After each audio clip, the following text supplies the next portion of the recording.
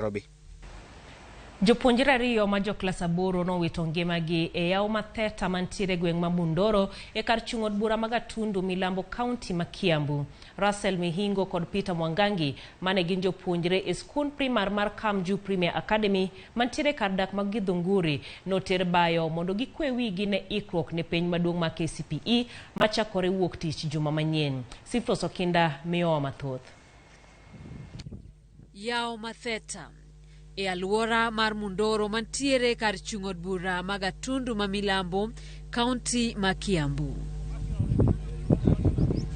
Ka ema jopuonjre ariyogo ne geno mar kweyo wigi kod jowadgi mamoko 60 kapok gidok e skul mar chako penjgi maduong' mar KCPE.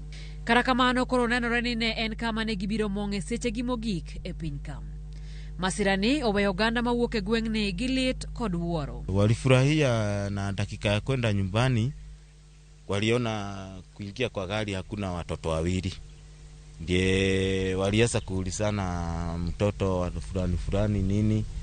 Ikawa kumbe waliachwa nyuma, walikuwa wanataka hao kuogelea. Ndiye walienda kujaribu kuogelea.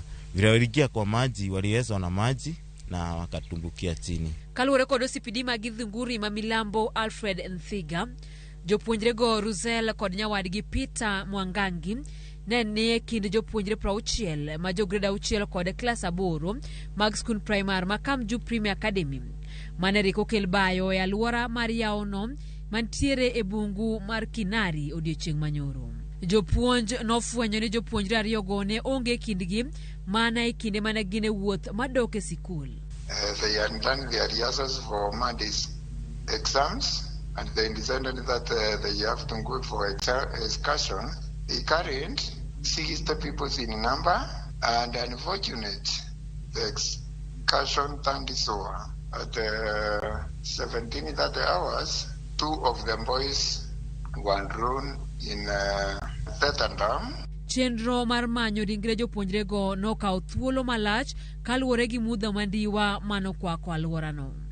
It was coming to be dark and the water was very cold. As such, the divers could not manage, and then we descended our program to Tunde. Ringrego nitiere kar kano ringre mar od thieth mar Rufaa ma Kenyatta. We managed to retrieve 2 bodies at 12:00 hours. We decided that the parents decided that the bodies should be taken to Kenyatta University. Tendo bila koro wacho ni gisechako nonro matut e wi masirano. The area is very slippery.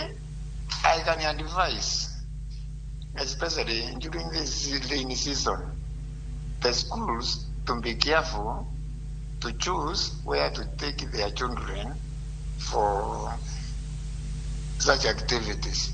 Sifros Okinda, Ramogi TV.